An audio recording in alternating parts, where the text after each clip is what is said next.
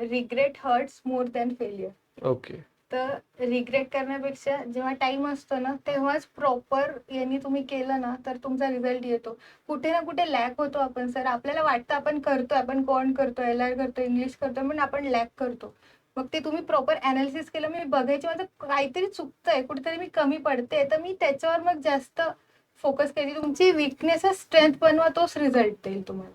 तर तुमचा जो रिग्रेट आहे तो रिग्रेट खूप हर्ट करेल सर देन फेलियर. फेलियर पेक्षा. मग असं वाटेल तेव्हा ट्राय केलं असतं, थोडं अजून टाकले असते तर मी बी आज आपण ऑफिसर असतो.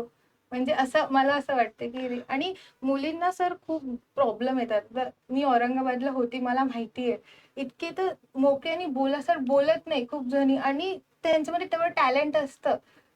पर्सेंटाईल 90-95 वर मुली बघितल्या ज्यांना सिच्युएशन्स मागे घेऊन येतात. तर स्वतःसाठी स्टँडअप व्हा. तुमची आयडेंटिटी तुम्हीच बनवाल, कोणी दुसऱ्याने येऊन बनवणार आहे, तुम्हालाच बनवणार. माझी आई वर्किंग आहे, तर मला ह्या गोष्टीचा जाणीव जेव्हा मी जे फेस होतो त्याच्यामध्ये. हा एक्झॅक्टली, आय कॅन त्याच्यामधनं, अंडरस्टँड. कारण की मला एवढं ते पप्पांची कंडिशन बघणे, घरचं बघणे, पेपरचं प्रेशर वेगळं, पेपर निघत नाही त्याचं प्रेशर वेगळं. मग ते सगळं तुमच्यावर आहे. तुम्ही किती त्याला पॉझिटिव्हली घेता आणि त्यातनं काय तुम्ही कसं स्टँडअप होऊन फायनल रिझल्ट आणता. मुलींसाठी तर एक पाऊल थोडं असायला पाहिजे की जिथे तुम्ही ना त्या झोन मध्ये राहतात.